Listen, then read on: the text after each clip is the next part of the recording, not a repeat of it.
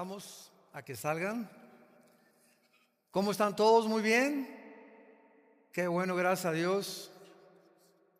Leo, qué gusto estás con nosotros y su esposa. Sean bienvenidos, su hijo. Gracias a Dios por sus vidas.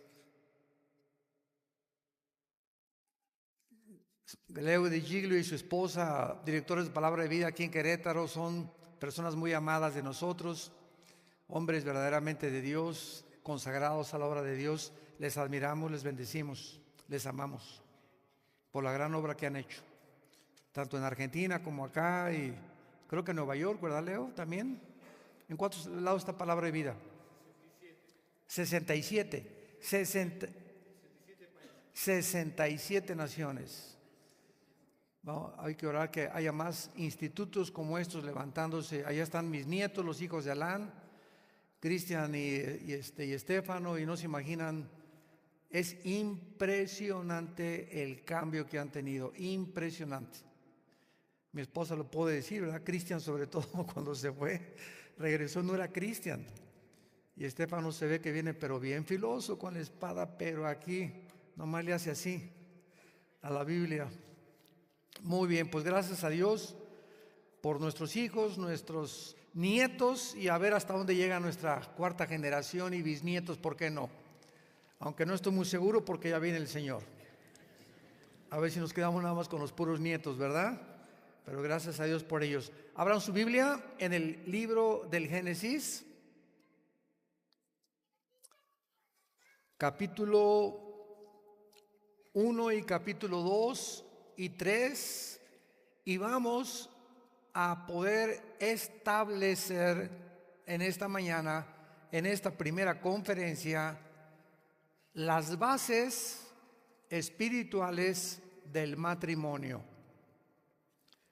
Porque vivimos en el siglo XXI, donde el ataque más feroz, sanguinario y cruel de Satanás y sus ángeles caídos y los demonios han sido contra el matrimonio.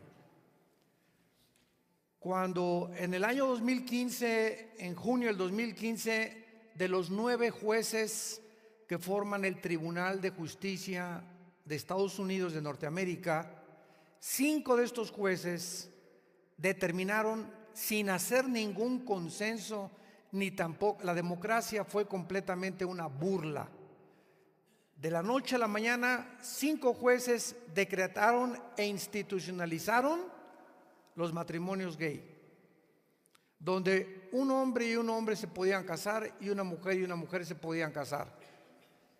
Ustedes no lo van a creer, porque 4 o 5 años antes nadie se hubiera imaginado que el mundo llegara a esta situación. El año pasado, no sé cuántos de ustedes supieron que no solamente ya se institucionalizó esto, sino que se les comenzaron también a ceder derechos de adopción. Cuando la misma psicología o psiquiatría secular, no cristiana, como un gran hombre de Dios, ¿verdad?, que es psicólogo cristiano, el doctor James Dobson, en California, hace 6 años escribió un libro donde él estableció que más del 65-70% de los homosexuales vienen de hogares de matriarcado, donde la mujer truena el chicote, donde la mujer manda, donde el niño que necesita la imagen masculina no existe en ese hogar. Entonces, cuando llegamos a un punto donde siempre ha habido desviaciones sexuales en toda la historia, desde Sodoma y Gomorra, que fueron destruidas por Dios, ¿verdad?, por el capítulo 19 del Génesis, precisamente por desviaciones sexuales. Hace 4 o 5 meses hubo otro grupo en Estados Unidos, escuchen esto para que se den cuenta a qué grado de descomposición social se encuentra la sociedad. Se levantó otro grupo en Estados Unidos para reclamar lo siguiente. Hay gente que le gusta un hombre y una mujer, matrimonios heterosexuales. Hay unos que le gustan hombre con hombre, mujeres con mujeres. A nosotros nos gustan los niños, los que se llaman o se consideran como pederastas. Y formaron un grupo en Estados Unidos y ya existe para demandar sus derechos. Virgen de la Macarena, del Socorro de los Lagos y de la que tú quieras. Jesús, María y José y el burrito que los acompaña. No es posible. Y nos quedamos con, es verdad esto, y nos reímos ahorita. Y sin embargo es una realidad. Ahora bien, esto es normal porque bíblicamente, porque en el último libro de la Biblia, en Apocalipsis 12, dice la Biblia que Satanás sabe que le queda poco tiempo. Y precisamente por la brevedad del tiempo que a él le queda, y sabiendo que cuando venga Jesucristo se acabó su reinado, va a tratar con todas las fuerzas del infierno de venirse contra lo que funciona y lo que constituye a una sociedad. El matrimonio es el fundamento, la institución más santa, más sagrada que Dios estableció. Antes que cualquier gobierno, antes que cualquier patriarcado, antes que cualquier sociedad o estado, el matrimonio es el fundamento de las sociedades. Porque del matrimonio sigue la familia. Solamente un hombre y una mujer pueden traer a un niño y a una niña y ya es una familia. Ya no es el matrimonio, ya es una familia. Y estas familias son el fundamento de todas las sociedades de la historia humana. La sociedad está fundada por familias. Y es lógico que cuando la familia es atacada en la forma en la que está siendo atacada, encontramos ya una sociedad donde a Dios ya le va a quedar como en tiempos del diluvio y Sodoma y Gomorra, no hacer otra cosa más que enviar sus juicios contra esta humanidad. Esto es el síntoma más grande de descomposición social que existe. Cuando la sociedad llega a este punto en el que se comienza a aceptar como normal, donde se celebran bodas ya hace un mes, ya en Australia se autorizó también el matrimonio gay para ser legalizado. Y cuando la sociedad ya comienza a perder la brújula completamente, donde somos nosotros los que vamos ahora a redefinir qué es el matrimonio, es cuando hemos llegado a la locura, a la irracionalidad total, a la degradación, a la perversión más grande a la que podamos llegar. Porque entonces ya no hay ningún futuro para ninguna sociedad, ni para ninguna familia, ni para ningún matrimonio. Entonces no nos extrañe tsunamis, incendios, terremotos, tornados, ciclones, etcétera, etcétera. ¿Y dónde está Dios? ¿Y por qué permite Dios estas cosas? Espérame tantito, ¿tú te atreves a ese Dios santo y justo que creó los cielos y la tierra pedirle cuentas cuando el pecado es de nosotros? Cuando somos nosotros los que hemos iniciado esta descomposición ya desde hace muchos años. Dios es un Dios santo y Él tiene forzosamente que castigar el pecado.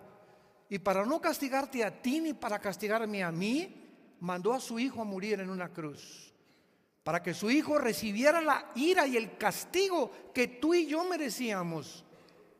Y al haber un sustituto pudiéramos nosotros saber de tal manera a mi amado Dios que Él no quiere que yo vaya al infierno, que Él no quiere que yo me descomponga ni que me autodestruya, porque dio a su Hijo en mi lugar. Y una vez que yo veo que su Hijo ha muerto en mi lugar, me queda solamente vivir para Él los pocos meses, años que nos quedan de vida. No hay ninguna otra cosa por lo cual valga la pena vivir más que por el Hijo de Dios, porque si morimos, para Él morimos, como dice Romanos 14, y si vivimos, para Él vivimos. Ya sea que vivamos o que muramos, le pertenecemos a Él. A Él sea la gloria y el poder y el reino y todo lo que existe en el universo y la sabiduría, porque de Él viene la sabiduría y Él da el conocimiento a los entendidos. Él quita a los reyes, Él pone a los reyes, conoce lo escondido, lo profundo, y conoce también lo que está, descubre lo que está escondido para sacarlo a la luz. Él es el Dios de la Biblia, Él es el Dios, tu Dios, y Él es mi Dios. Para poder entender entonces nosotros lo que es el matrimonio y por qué hay esta descomposición, antes quiero dar toda esta introducción, porque esto comenzó en los 60 del siglo pasado. Fíjense nada más, en los 60, después de la Segunda Guerra Mundial. En 1951, el 3 o 4% de las mujeres en Estados Unidos trabajaban. ¿Sí escucharon? Y comenzó la sociedad a avanzar, donde ya en los 60s, 70s, los 60s fue la década más tremenda. Matan al presidente Kennedy, matan a Martin Luther King, se levanta Elvis Presley, se levantan los Beatles diciendo que fuman marihuana, viene una descomposición impresionante, comienza la marihuana a circular, comienzan las drogas, etcétera, etcétera. Comienza la juventud hastiada de las guerras de Vietnam. Queremos peace and love. Hacen famosa la canción los Beatles de Only Need Is Love. Oh, oh, oh, oh, oh. Espérame tantito. ¿Sabes una cosa? Qué locos estaban para haber llegado a concluir que lo único que necesitamos es amor. En la sociedad en la que vivimos no es Disneylandia ni Reino Aventura.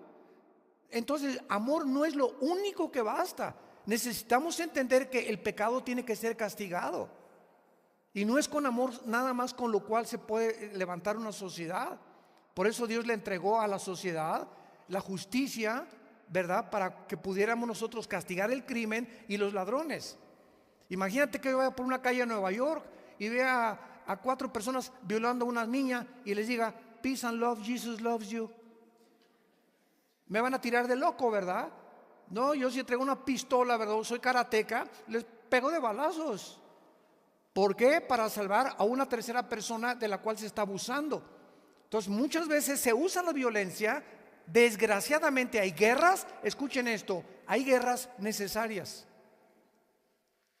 Esas manifestaciones por la paz en las calles, no a la guerra, espérame tantito, ¿qué hubiera pasado si los Estados Unidos, Inglaterra y Rusia no se unen en 1942-43 para acabar con el nazismo? ¿Qué hubiera pasado? Peace and love, Hitler. Se necesitó el uso de la fuerza, se necesitó desembarcar en Normandía para que avanzaran los ejércitos aliados hasta Berlín y acabaran con Hitler y el nazismo. Entonces vivimos un mundo que tenemos que abrir los ojos y comprender en qué mundo nos encontramos y situarnos en una posición racional, equilibrada, donde nuestra mente pueda funcionar de acuerdo a cómo funcionan los pensamientos de Dios. Pero si yo no conozco cómo funcionan los pensamientos de Dios, pues y quiero que Él se adapte a mis pensamientos y no yo a los suyos, es cuando comenzamos a desvariar.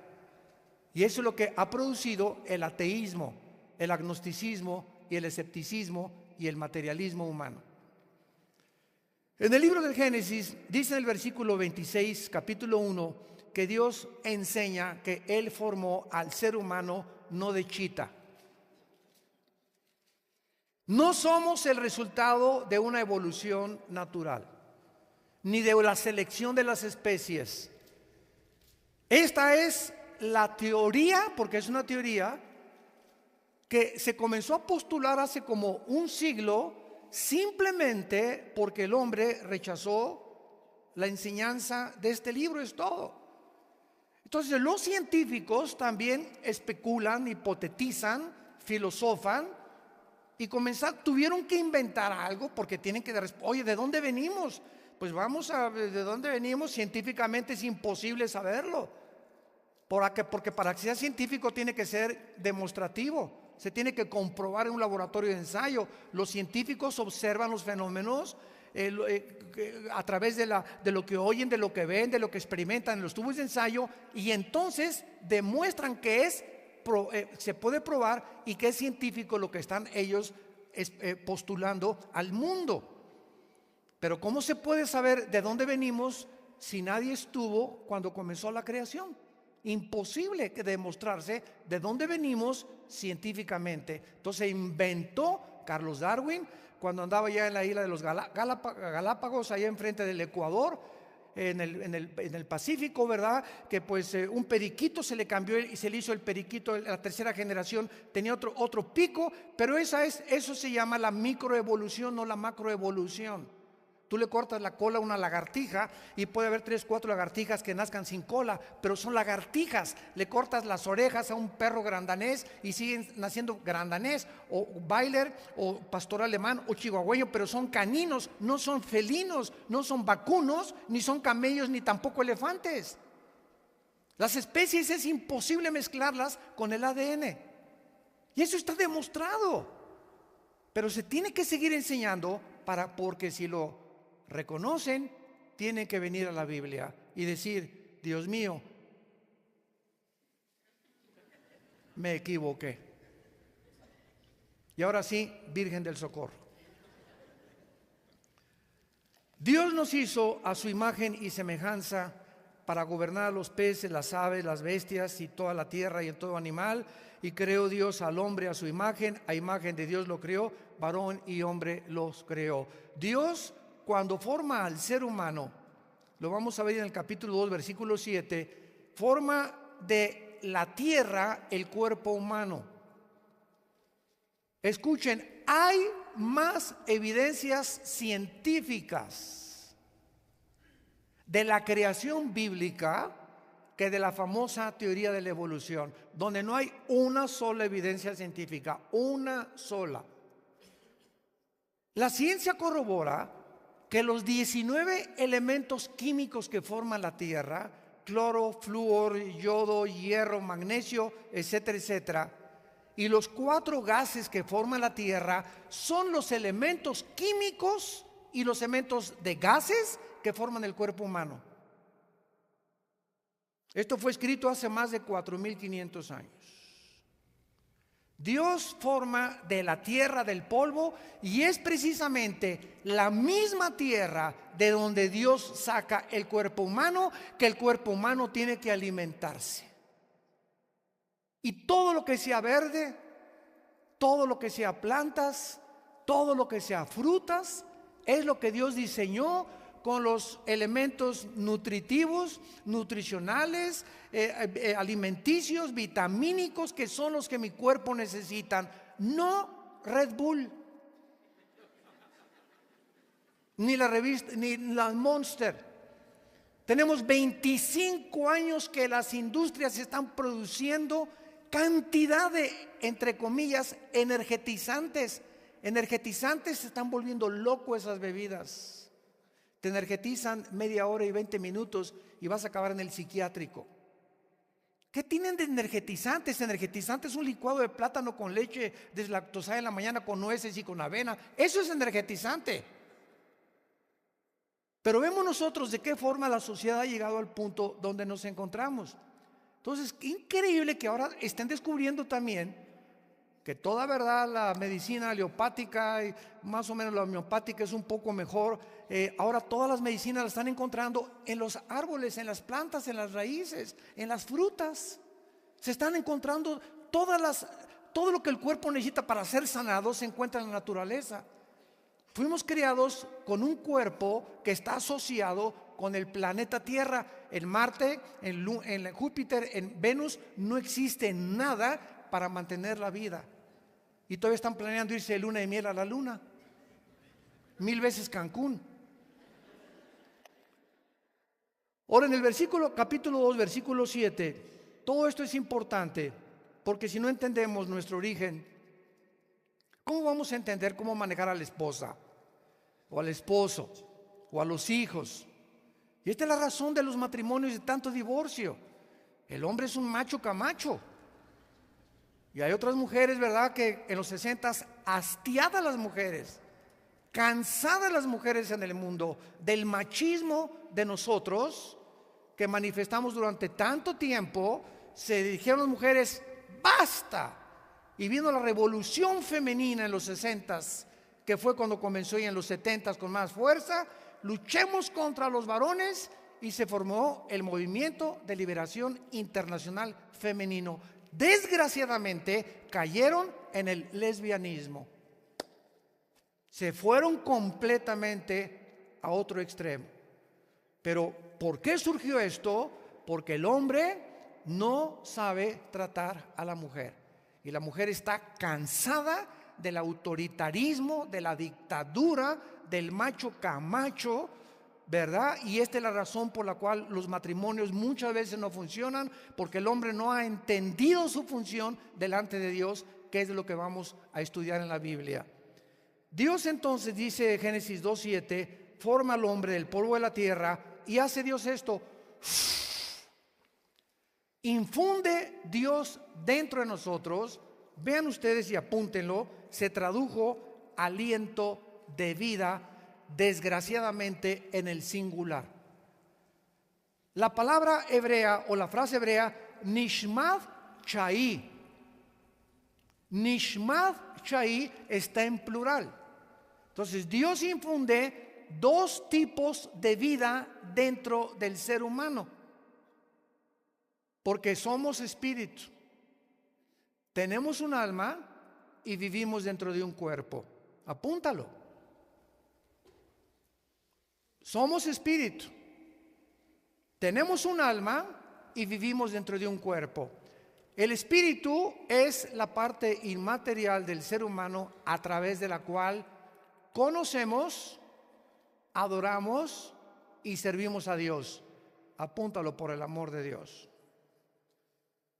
El espíritu es la parte inmaterial a través de la cual conocemos, adoramos y servimos a Dios, porque Dios, dice Juan 4:24, es espíritu. Dios es espíritu. El alma es la mente, la voluntad, los sentimientos o el intelecto. Es lo que nos pone en contacto con el mundo que nos rodea. De ahí los filósofos griegos llegaron a esta conclusión: pienso, luego existo, existo, luego vivo, vivo, tiene que haber una causa, esta causa es imposible que esté dentro de mí, yo no dictaminé cuándo nacer ni tampoco sé cuándo voy a morir, esta causa trasciende mi humanidad, llamémosle Dios, o como decía Freud, lo desconocido, o como dice la Guerra de las Galaxias, la fuerza. Y el ser humano ha tratado, ¿verdad?, de poder buscar esa fuerza trascendental espiritual, que sabemos que no somos los únicos aquí en la tierra, que hay algo que trasciende, pero no saben a qué a Dios adorar. Y como el ser humano no sabe quién es Dios ni cómo es Dios, agarra un tronco de un árbol y le comienza a cortar con un hacha y le comienza a dar forma de un santo o con yeso, y después de lo que nosotros hicimos nos hincamos a adorar obra de nuestras manos. Esto es lo que se llama en la Biblia la idolatría. Adoramos obras que nosotros mismos inventamos, porque necesitamos adorar algo. Dice Eclesiastés 3, versículo 11, Dios puso la eternidad. Cuando Dios sopla entre nosotros, sopló la eternidad. Somos seres eternos, criaturas eternas. Y esta es la razón por la cual anhelamos justicia y amor y paz, y que se acabe ya todo esto y que se acaben las guerras. Y cuando, Dios mío, se acaba todo esto y anhelamos que ya venga algo y esperamos que el próximo candidato del PRI lo arregle, o que del PAN, o que del PRD, o que los demócratas republicanos, y nunca jamás ningún gobierno, ni comunista, nazista, fascista, democrático, monárquico, ningún gobierno podrá nunca traer la paz y la justicia a ninguna nación, nunca. ¿Por qué? Porque somos seres imperfectos, somos una raza caída, que no tenemos la capacidad de resolver problemas que trascienden nuestra capacidad de poder resolverlos. Somos limitados, necesitamos a Dios. Y por eso el mundo ha llegado donde ha llegado, porque le hemos dicho a Dios: no queremos ser gobernados, déjanos gobernarnos a nosotros, déjame resolver mi matrimonio, déjame educar a mí, a mis hijos, déjame manejar mi negocio, déjame. Y Dios no se mete. Dios es un caballero y te deja que hagas lo que te dé la gana. Y hasta que lleguemos y toquemos fondo, muchos claman a Dios y le piden perdón. Muy bien. Entonces somos seres creados a la imagen y semejanza de Dios, con un espíritu y con un alma, viviendo dentro de un cuerpo. El ser humano, dice la Biblia, en el capítulo 2, versículo 9 en adelante, que Dios coloca, o sea, escuchen esto, Dios no hizo nacer a Adán y Eva en el huerto del Edén.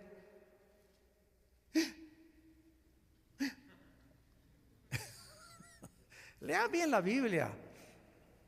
Y Jehová Dios plantó un huerto en Edén. O sea, el planeta Tierra no era todo el huerto del Edén. Plantó en este lugar geográfico que es el Edén, ahí plantó un huerto. Y dice la Biblia, y allí puso al hombre que había formado, o sea, lo formó en otro lado.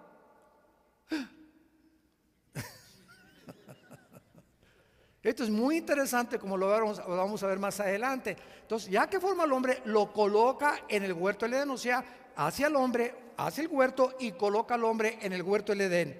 Y Jehová ahí en ese huerto hace nacer árboles, ¿verdad?, para comer, de la vida, y el árbol de la ciencia, del bien y del mal, etcétera, etcétera. Y dice el versículo 15, tomó pues Jehová Dios al hombre, lo puso otra vez, por segunda vez, lo coloca en ese lugar precioso que es el paraíso o el Edén, para que lo labrara y lo guardara. Pero que lo guardara ¿de quién? ¿Ya Eva había nacido? Esto es muy importante, porque hay una teología que enseña que el liderazgo del varón nació después del pecado. Y lo que quiero demostrar es lo siguiente, para no equivocar los términos: el liderazgo del varón, Dios lo puso desde el principio de la creación. Aquí Eva no había nacido, y aquí a Dios ponía ya al varón sin que la mujer hubiera nacido, a que él proveyera y trabajara, él trabajara en el huerto. Jamás le dijo Dios a Eva que trabajara, ni que labrara el huerto. Y que lo cuidara ¿de quién? Muy bien. La Biblia nos muestra que antes de nosotros, antes de los 6 días de la creación, existía ya, Ezequiel 28, Isaías 14, un mundo invisible de ángeles, querubines y serafines, que son diferentes rangos angelicales que existen. Los querubines son los que estaban alrededor o están alrededor de Dios cuidando su santidad, con los serafines, Isaías 6, y los ángeles son entidades espirituales que entran a nuestras 4 dimensiones, a este mundo de 4 dimensiones, al universo cerrado donde vivimos. Y estas criaturas, estas entidades espirituales, estos ángeles, pueden materializarse y tomar forma de un ser humano, igual que tú, igual que yo. Y puedes tener un ángel enfrente de ti o en el mercado, no sé, en algún lado, ¿verdad? Dice Hebreos 13 que muchos, sin ni siquiera saber que eran ángeles, hospedaron ángeles. ¿Cuánta gente que tú hospedas en tu casa por caridad o misericordia era una prueba que Dios te mandaba a tu casa para ver tu generosidad y tu misericordia con la gente? ¿O cuánta gente ayudamos en la calle que eran ángeles tal vez que Dios ha mandado para probar nuestra misericordia y nuestra caridad? Entonces, estas criaturas se pueden materializar, pero la tercera parte de ellos se rebelaron contra Dios antes que el hombre fuera creado en la tierra.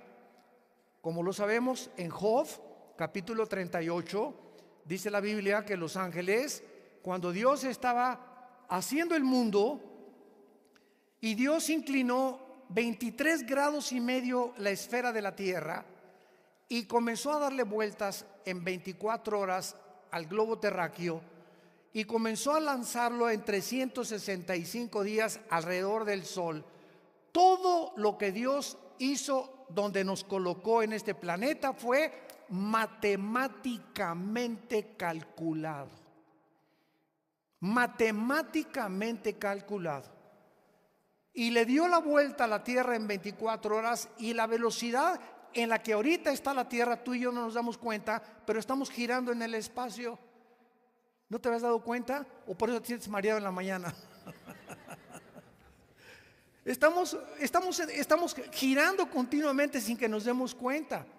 El movimiento la fuerza centrípeta y la inercia del planeta. Y este movimiento de la Tierra contradice las leyes de la física. Señores físicos y astrofísicos que nos visitan y que nos escuchan, ¿qué quiere usted decir? Lo siguiente: hay una fuerza física, escúchame, que establece este principio. La velocidad de un cuerpo es proporcional a la fuerza que se le aplica. En otras palabras, si yo tengo una canica y le hago así a la canica, ¡paz! ¿Por qué se detiene la canica? Porque la fuerza que yo le apliqué, pues no fue una fuerza eterna. Se tiene forzosamente que parar.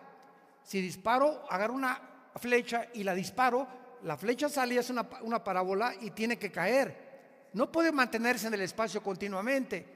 Disparas un balazo o un misil y el misil sale y se tiene que caer.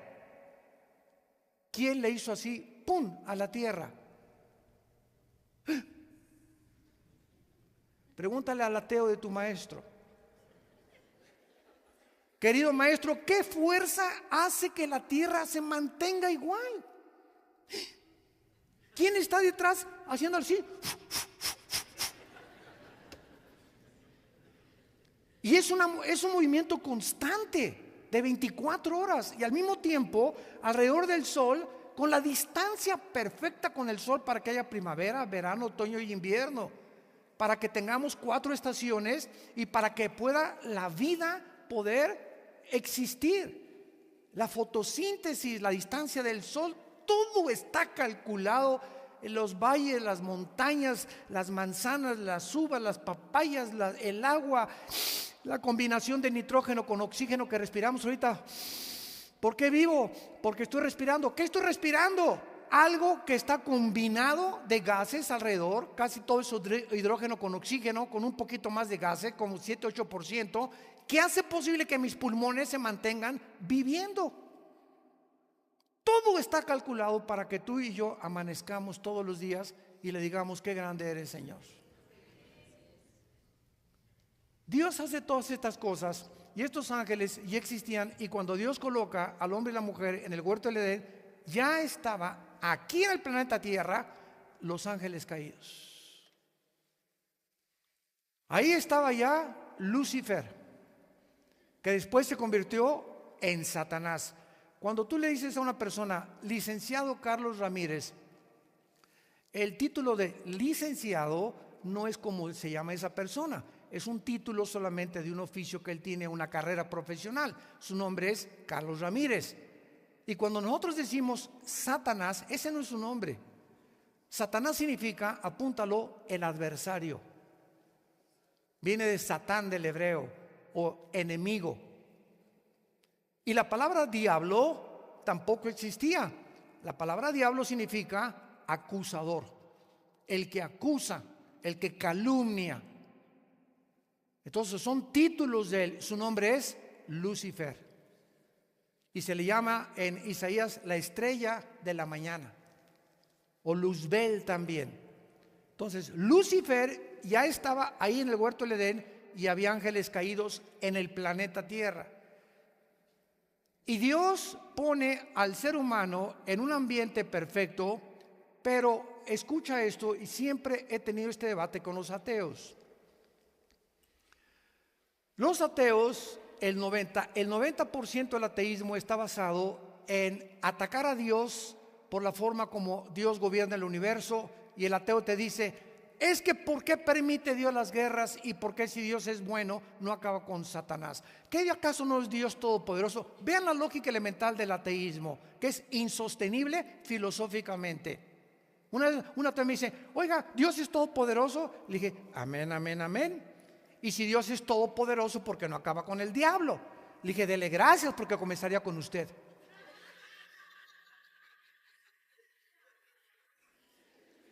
Claro que va a acabar con la maldad.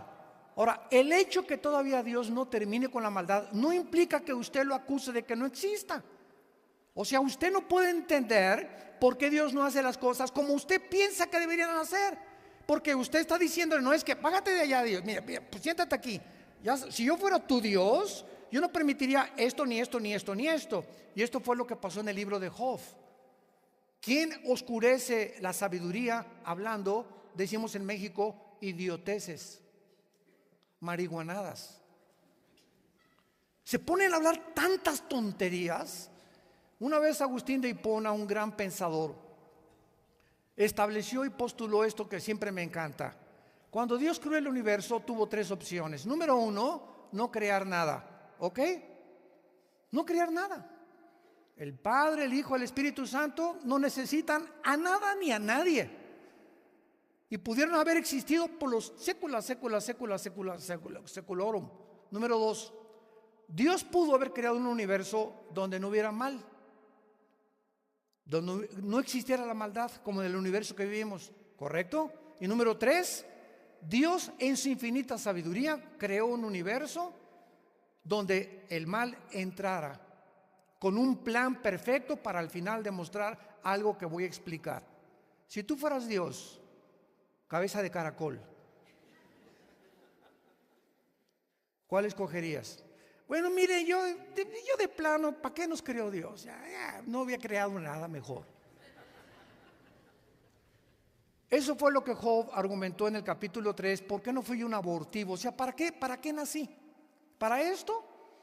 Ahora, cuando una persona dice la nada es mejor que lo algo, es una contradicción filosófica, porque no se puede demostrar que lo algo es mejor que la nada, ni que la nada es mejor que lo algo. No se puede debatir este punto.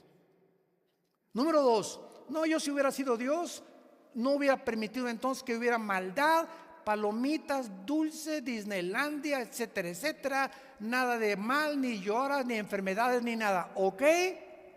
Hubiera sido un universo de robots. ¿Nos hubiera dado cuerda simplemente Dios? Ámame, ámame, ámame. Nunca hubiéramos conocido lo antagónico al bien, al mal, la misericordia, la gracia y todas las cualidades que oponen completamente la maldad.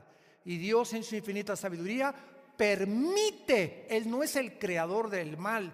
Escucha esto, cuando Dios crea a las criaturas con libertad de acción, lo que se llama el libre albedrío, es el abuso, apúntalo, es el abuso de la libertad lo que introdujo la maldad al universo. Es el abuso de la libertad. Mi hijo llega, papá, préstame el carro, ahí están las llaves, mi hijo ya es mayor de edad, va y lo choca. No, usted tiene la culpa, espérame tantito, yo te di las llaves y yo no quería que tú chocaras, pero tú abusaste del exceso de velocidad, te pasaste un alto y las consecuencias son tuyas. No me eche la culpa, que yo tengo la culpa de tu accidente. Si nosotros no razonamos con la mente que Dios nos ha dado y no ponemos en orden esto, nos volvemos irracionales. Y es precisamente el ateísmo lo que le impide entender que somos limitados y que necesitamos que entre el Espíritu Santo a nuestras vidas, que nos destape la calabaza que tenemos aquí con un programa envirulado. Nacimos envirulados, para que me entiendan los que aman la computación. Nacimos con un programa envirulado y por eso actuamos como actuamos y hacemos lo que hacemos y pensamos como pensamos, porque el programa que se nos metió, tu maestro ateo, tu maestro filósofo, tu maestro agnóstico, tu maestro humanista, tu maestro hedonista, y los programas que traemos, ¿quién nos los pusieron? Hombres como tú y como yo, filósofos, ateos, agnósticos como tú y como yo. Viene Cristo del cielo, el Hijo de Dios, y trae un programa nuevo. Y este programa comienzas tú a aceptarlo, a que entre a tu vida, y mientras más permitas este programa en tu vida, todos los virus comienzan a salir y comienzas a pensar y actuar como una persona coherente y normal, amorosa, compasiva, generosa, misericordiosa, amando a tu esposa, a tus hijos, viviendo para Dios. Comienzas a entender todas las cosas por el nuevo programa de Dios. Romanos 12:2. No se conformen a este mundo, no se conformen a los programas de este mundo. Transfórmense por medio de la renovación del entendimiento. ¿Y quién renueva este programa? La Biblia. En la proporción en la que tú permitas los pensamientos de Dios gobernar tu mente, es en la proporción que vas a comprender más y más y más y más a Dios. Y mientras más lo comprendamos, los que tememos a Dios, confiamos a Dios, porque Él es nuestra ayuda y nuestro escudo, más lo vas a amar y más lo vas a servir. Pero mientras tú vivas lejos de este programa de Dios, seguirás, ¿y por qué Dios dice esto? ¿Y por qué por allá dice? Y yo si fuera Dios, y la soberbia comienza a gobernar tu mente y eres una pobre chinche. Somos unas pobres chinches con cerebro de caracoles y nos atrevemos a desafiarlo.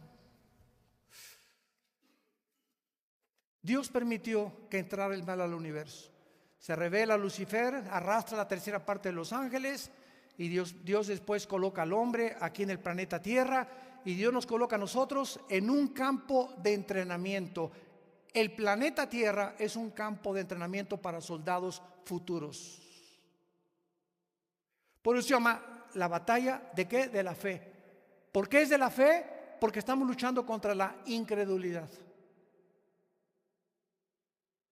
Estamos luchando contra los que atacan el programa de Dios, los que atacan la Biblia, los argumentos de Dios. Dice en 2 Corintios 10, rebatiendo argumentos y toda altivez que se levanta contra el conocimiento de Dios y llevando cautivo todo pensamiento a la obediencia a Cristo Jesús.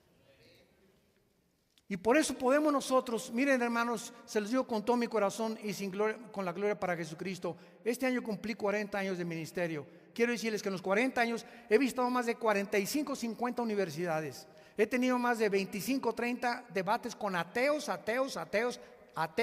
jarochos, mochocorochos, comunistas, agnósticos, etcétera, etcétera. No hay un solo sistema al cual yo haya querido debatir que ni siquiera se pueda comparar con el sistema de pensamiento de Dios de la Biblia. La Biblia hace pedazos todos los sistemas de filosofía del ser humano, todos los derrumba. Muéstrame el que tú quieras, tráeme el que tú quieras, como les dije ayer, tu gallito giro. Porque somos seres humanos y cuando tú conoces la Biblia, haces pedazos cualquier sistema de pensamiento y alumbras los ojos y alumbras el entendimiento de la gente, porque lo que somos la luz. ¿Quién va a iluminar a tu abuelito, a tu papá, a tus hijos, a tus amigos? Nosotros. Tú si tienes a Cristo en tu vida. Vivimos un mundo de tinieblas. Dice Isaías 60, las tinieblas cubrirán el mundo. Cada vez habrá más confusión económica, social, religiosa, filosófica, moral, política, porque el mundo está en tinieblas. Estamos a punto de una tercera guerra mundial y nos seguimos creyendo dioses. Y que tenemos la capacidad de resolver nuestros problemas.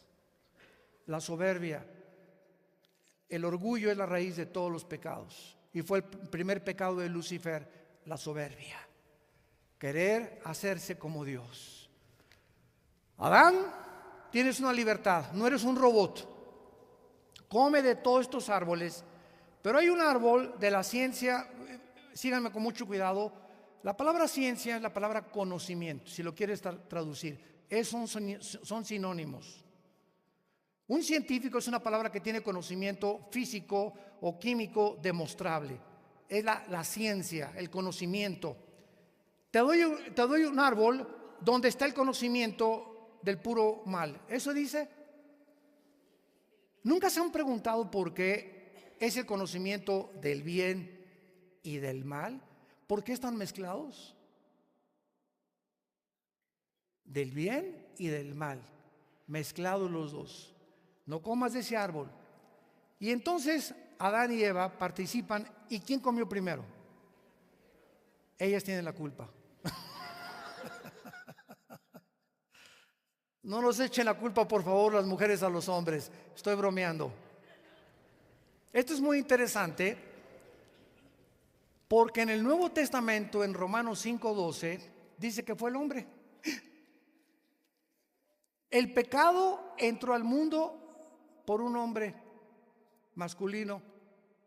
Y por el pecado la muerte, y la muerte pasó. Ahí está, hace 2000 años Pablo usa la palabra ya hablando de una transmisión de herencia, el pecado se transmitió, el pecado pasó a todos los hombres. Hay algo que en los genes traemos los hombres desde antes que descubriera en 1860 las leyes de la herencia. Ya Pablo decía, el pecado se transmitió a todos los hombres por cuanto todos pecamos. Oye, Pablo, te equivocaste. ¿Cómo que el hombre? No sé si la culpa fue Eva, léele bien. Ella fue la que comió y nos dio a nosotros. Fuimos seducidos por las mujeres. Sígueme seduciendo, mi amor. Mientras sea la esposa no hay problema, ¿verdad? ¿Saben ustedes por qué dice eso? Porque si vamos a Génesis capítulo 3, como vamos a ver en la segunda parte, vamos a descubrir que cuando Eva come la fruta y se la da a Adán, ahí estaba junto con ella y estaban segurísimos seguro que la fruta que comieron no fue manzana. Ya sabían eso, ¿verdad? ¿Cuál creen que fue la fruta que comieron? ¿Con qué se taparon? No oigo. ¿Y qué produce la higuera? Pues comieron higos. Yo he llegado a esa conclusión, aunque la Biblia no lo dice, porque comen, inmediatamente se dan conciencia y lo primero que agarraron fue las hojas del árbol de que comieron. Y la higuera es interesante, que representa a Israel en el Antiguo y en el Nuevo Testamento. Bueno, no vamos más lejos. Entonces, cuando comen ellos, ¿qué era lo que Dios quería impedir cuando ellos participaron del fruto del conocimiento del bien y del mal?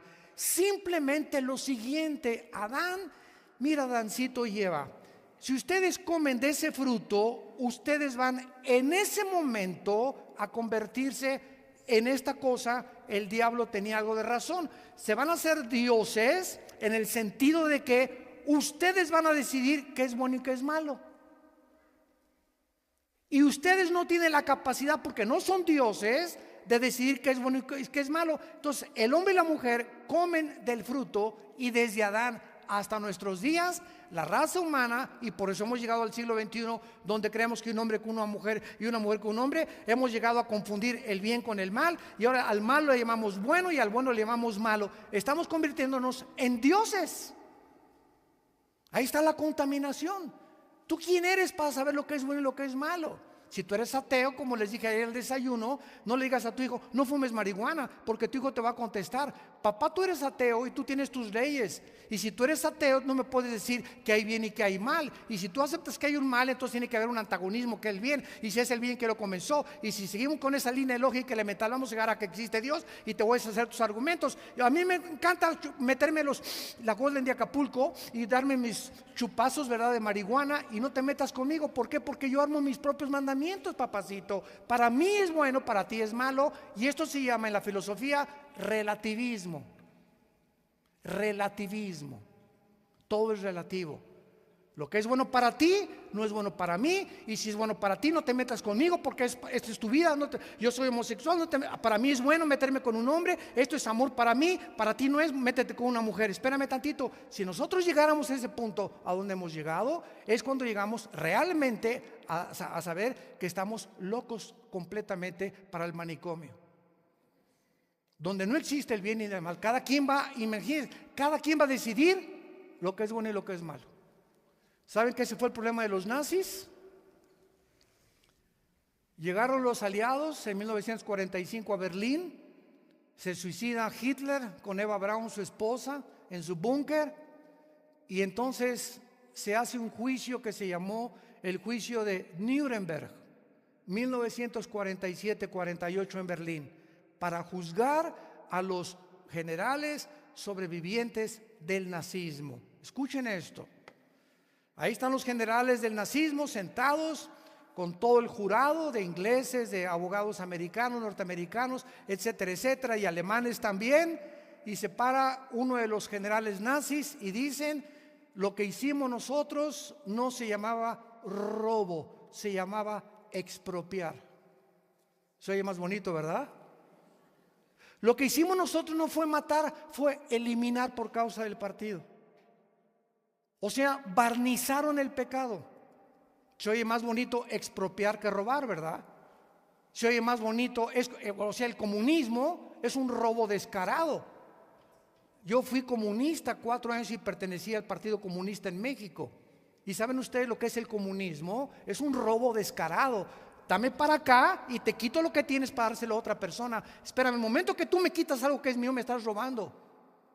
Es un robo justificado, el sistema filosófico, el socialismo, comunismo, disfrazado con el barniz de poder ayudar a los pobres. Mentiras, mentiras, mentiras.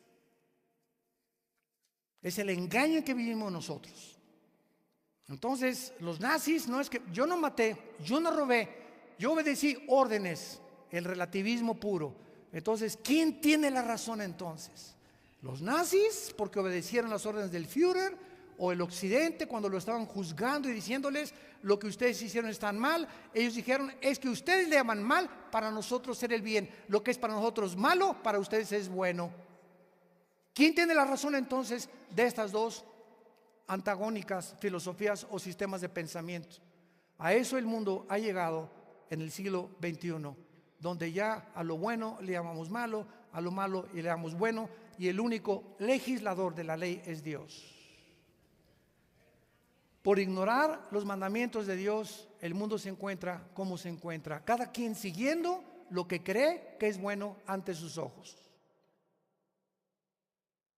Y terminamos aquí en Génesis, cuando Dios trae a todos los animales. Y imaginemos a Adán, ¿no? Ya está cuidando ahí el huerto. ¿De qué lo está cuidando? Porque había un potencial pinochetazo. O sea, ahí en el mundo había ángeles caídos y ya Satanás estaba presente en el huerto del Edén. Entonces Dios le dijo a Adán, cuida el huerto del Edén, y no lo cuidó. Porque si hubiera cuidado la higuera donde se fue Eva. Entonces Dios le dice a Adán, ¿verdad? Cuídalo porque ya había un potencial. Es como en Ezequiel 28.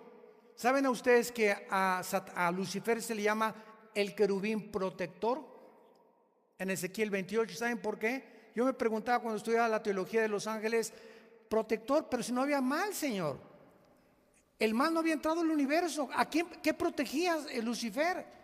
Y él era el sumo sacerdote allá en el santuario de Dios. El santuario de Dios siempre ha existido, porque había el potencial en los ángeles de la rebelión. Entonces ya Lucifer era encargado precisamente de que esta rebelión no se fuera a propagar, y él mismo es el causante de esa rebelión. ¿Saben qué principio podemos sacar de aquí? No importa lo cerca que vivamos de Dios, siempre tendremos el peligro de alejarnos de Él y de traicionarlo cuando nos alejamos de Él. No ha habido persona más cercana a Dios que Lucifer, y fue la persona que más daño le hizo a Dios. Entonces no nos garantiza el vivir cerca de Dios, si no nos mantenemos cerca de Dios, que podamos algún día volvernos en enemigos de la cruz. Judas desayunó, Judas comió, Judas viajó, Judas cenó y Judas durmió 3 años y medio con Jesucristo y se convirtió en el traidor. Y así habrá cantidad de personas en las iglesias en el mundo entero. Hoy el hermano tenía 5 años con nosotros y tenía 10 con nosotros y oyó mensajes, fue a los estudios bíblicos, y de repente escuchas que ahora son enemigos de la cruz, enemigos de Cristo, enemigos de los cristianos, enemigos de las iglesias. No nos garantiza entonces, porque el que piensa que está firme, mire que no caiga. ¿Y qué creen que hace Dios cuando trae a Eva? Pone a dormir al flojo de Adán. Dije Adán, no Alán, ¿eh?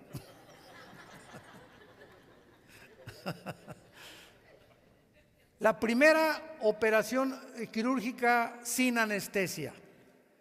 Pone a dormir a Adán, y esto implica muy claramente un principio espiritual que me ha hablado a mí cuando estoy con los jóvenes, y es el siguiente: jóvenes, por favor, no busquen novia. Y cuando la busquen, menos en las discotecas. Por el amor de Dios, Virgen del Socorro. Ahí es donde menos la vas a encontrar. Entonces, cuando nosotros llegamos a una edad que necesitamos una esposa, porque en primer lugar el noviazgo no existe en la Biblia. Existen amistades íntimas, amigas que escoges que vas a tener una relación más íntima con ella, ¿verdad? Pero cuando vivimos para Dios, en charola de plata, como se la trajo a Isaac, a Rebeca. Si leen Génesis, cuando manda Dios a su sirviente a buscarle una esposa a Isaac, y Rebeca venía vendada toda en un camello. Y ahora hasta con el ombligo de fuera andan las mujeres. Para traer más rápido, pues como abejorros se te van a ir encima, ¿verdad? Mientras menos ropa traigas, más abejorros traerás, pero buscando tu cuerpo y no tu espíritu ni tu corazón. Entonces viene Rebeca envuelta y Isaac se encontraba, dice la Biblia, meditando en la palabra. En charolita de plata, sin que la fuera a buscar él, Dios se la trae. Bueno, Dios pone a dormir a Adán y dice la Biblia que toma sus costillas, una costilla y cierra la carne en su lugar. Damas y caballeros, médicos que nos acompañan, ¿dónde se forma la sangre? En los huesos, ¿correcto? En la médula, ahí se forma la sangre. ¿Y qué está en la sangre? Los cromosomas, los genes, el ADN. ¿Ok? Ahora ya te haces una biometría hemática y ahí sale hasta el cáncer, ya sale en la sangre, sale todas las cosas que tengamos. Es interesante que cuando Dios pone a dormir a Adán, Adán tenía 2 cromosomas XY. Apúntalo. Y cuando yo le pregunto a muchos foros que hemos compartido de médicos, el otro día estuvimos mi esposo en Ecuador, nos invitó la Asociación de Psiquiatras y Psicólogos de Ecuador de Quito a dar una conferencia allá en Ecuador. Yo les dije a casi todos, la mayoría no eran cristianos, ¿quién fue primero, el hombre o la mujer? Esto es increíble científicamente. ¿Qué chita ni qué chita? No, pues voltearon todos los médicos, no hay nadie que no tenga una mamá. No hay nadie en el mundo que exista que no tenga una mamá. Venimos de las mujeres, hermano. Les dije, no, la Biblia dice que venimos de los hombres. Pero eso, no, al contrario. Si Dios hubiera sacado al hombre de la mujer, hubiéramos sido una raza híbrida. Porque la mujer no tiene más que XX, no tiene el cromosoma Y, que es el que define el género masculino. Virgen de los Lagos.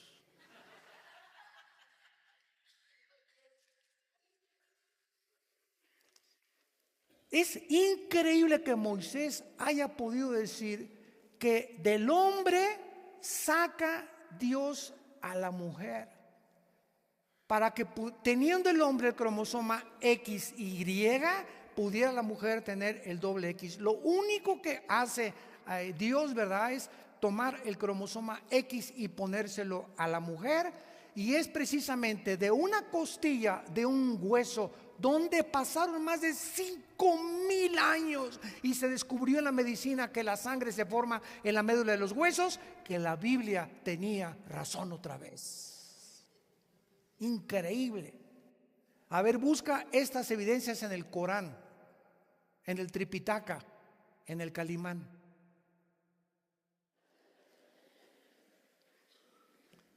Y en el versículo 24, para terminar, en 3 palabras se nos define el matrimonio. En 3 palabras. Por tanto, dejará el hombre a su padre y a su madre. El matrimonio, número 1, es abandonar la familia anterior. Tú y yo crecimos con papá, con mamá, con mis hermanos. Papito, bye. Mami, bye. Fido mi perro, bye. Mis hermanitos, bye. Y en el momento en que yo me caso con Marta, mi esposa, en ese momento sigo respetando a mi mamacita, papito, te sigo respetando, Efesios 6, honra a tu padre y a tu madre, pero de aquí en adelante, esa familia que me crió ya es otra familia y yo estoy formando una nueva familia. Y desde ese momento, mi prioridad es mi esposa. En el momento que me caso, ella es, después de Dios, la número 1. No mis hijos, no el ministerio, no papá, no mamá. Papá, no te metas con mi esposa. Si te metes, no vuelvo a regresar a la casa. Y mamá, me respetan a mi esposa. Y hermanitos, me respetan a mi esposa. ¿Por qué? Porque de aquí en adelante ella es mi prioridad después de Dios. Y mi familia anterior la tiene que respetar. Y si no la respetan, pierdo mi familia anterior para no perder a mi esposa. ¿Me siguieron con mucho cuidado? Este es el plan divino de Dios. Así que si tú tienes una familia donde tu esposa la insultan, o tus cuñados o tus hermanos, discúlpenme, yo en la Navidad no la vengo a pasar con ustedes, porque a mi esposa la respetan como a mí también. Y después vienen los hijos, y después ya el trabajo y lo que tú quieras, el ministerio y lo que tú quieras. Pero dejará el hombre a su padre y a su madre, a Dios. Y lo peor del mundo sería llevarte a tu suegra a la luna de miel. Eso ya sería el colmo. Imagínate nada más, ¿no? Ahí sí ya te crucifican, pero segurísimo, ¿verdad? También esto significa, ¿verdad?, que ya nuestros hijos, ya cuando se casan, dicen que el muerto y el juntado apestan a los 3 días. Entonces, papás que me escuchan, cuando visitemos a nuestros hijos que están casados, no te quedes 1 o 2 meses con ellos a vivir, por el amor de Dios. Hay hermanos que llegan, oye, mi suegra tiene ya 1 mes, pero me da miedo porque si le digo a mi esposa, hasta me hace dormir en el suelo. Entonces, seamos comprensivos. No se puede romper la intimidad y la privacidad de un matrimonio. Y cuando invadimos la privacidad de nuestros hijos en su matrimonio, estamos nosotros incitando o motivando a que tengan pleitos entre ellos. Entonces, voy a visitar a mis hijos 1 semana, ya es suficiente, a menos que tu papá o tu mamá estén imposibilitados y que no haya nadie que los cuide y que tengan que vivir contigo. Es la única excepción. Mientras tanto, 1 semana, 2 semanas ya apestas. Apestamos, dijo el otro. En segundo lugar, el matrimonio se unirá a su mujer. Se unirá a su mujer. El momento en que nos unimos, mi esposa y yo, y tú como esposos, en ese momento no son mis éxitos y ni mis triunfos, ni los de ella. Ahora, si yo triunfo es con ella, si yo camino es con ella, si yo avanzo con ella, y si mi esposa se comienza a quedar atrás, y yo sigo, no, porque yo primero, y a mí y ella se queda atrás, el matrimonio es regresarme y esperar que mi esposa me alcance, porque nunca Dios bendecirá que yo alcance el éxito o que suba la montaña sin ella a mi lado. Serán uno los dos de ahí en adelante. Y nuestros triunfos son juntos, sufrimos juntos, lloramos juntos, vivimos juntos. Ese es el programa de Dios para el matrimonio. Así que no hay tal cosa como que yo soy pastor, pero mi esposa es una carnalota. Pues vas a tener que arreglarla con Dios, o vas a tener que ponerte a ayunar, o vas a tener que hacer algo, ¿verdad? Pero hay un problema espiritual que tu esposa tiene que superarlo para que puedas caminar junto con ella. Y mientras no se supere ese problema espiritual, no podemos avanzar. O viceversa. Y en tercer lugar, y serán una sola carne. El matrimonio es la única dimensión donde se permiten las relaciones sexuales. Nunca en ninguna otra dimensión, en ninguna otra esfera, Dios permite tener relaciones sexuales. Ni antes del matrimonio, como dicen los psicólogos, no es que la masturbación es buena para que se comiencen a acostumbrar, o esto y el otro, y después el adulterio, etcétera, o la fornicación. Dios condenará, Hebreos 13:4, a los fornicarios y a los adúlteros. Proverbios 6:32, el que comete adulterio es falto de entendimiento, corrompe su alma el que tal hace, heridas y vergüenza hallará. El adulterio marca, hiere, lastima la sensibilidad de una mujer. Y hay hermanos que llegan, es que mi esposa, pues sí, yo cometí adulterio hace como 1 año, pero ahorita no quiere nada de nada. ¿Sabes una cosa? ¿Cuántos años o meses crees que tu esposa va a sanar de tus adulterios? ¿Cuántos meses o años van a pasar? Déjala que sane. Ahora te aguantas, hay una cosecha que tienes que recoger. Ya te perdonó Dios, pero vas a recoger las consecuencias. Y son gravísimas las consecuencias del adulterio. Y así acabó el Antiguo Testamento con Malaquías capítulo 2. Llorarás y me dirás, Señor, ¿por qué si te diezmo y vengo a la iglesia? Porque has sido desleal con la mujer de tu juventud, la mujer del pacto de tu Dios, ese primer pacto que Dios estableció, el pacto del matrimonio. Padre, te damos gracias por tu palabra en esta mañana. Te damos gracias, Señor, porque solo tú puedes abrir nuestro entendimiento, porque tuya es la sabiduría, tuyo es el conocimiento, tuyo es el poder. Gracias por habernos dejado tus leyes, porque nos amas a tal grado que diste tu vida en una cruz en nuestro lugar. Gracias, Señor, porque el pecado siempre será la causa de la tristeza, la traición, la amargura, el rencor, el odio. Porque sin santidad es imposible ser feliz. La felicidad se encuentra en la santidad, en caminar con Dios, en ser uno con Dios, en creerle a Dios, sus mandamientos, en vivir para Él. El matrimonio es el gimnasio de Dios. Ahí somos entrenados el uno y el otro en nuestra paciencia, nuestro carácter, nuestro amor, fidelidad, nuestra comprensión. Ahí demostramos cuánto amamos a Dios, en la forma que amamos a nuestro prójimo.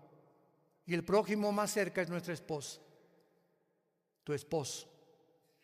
Gracias, Señor, por tu palabra. Yo te pido en esta mañana que cualquier persona que aún no te conozca, le entregue su vida en este momento a Jesucristo.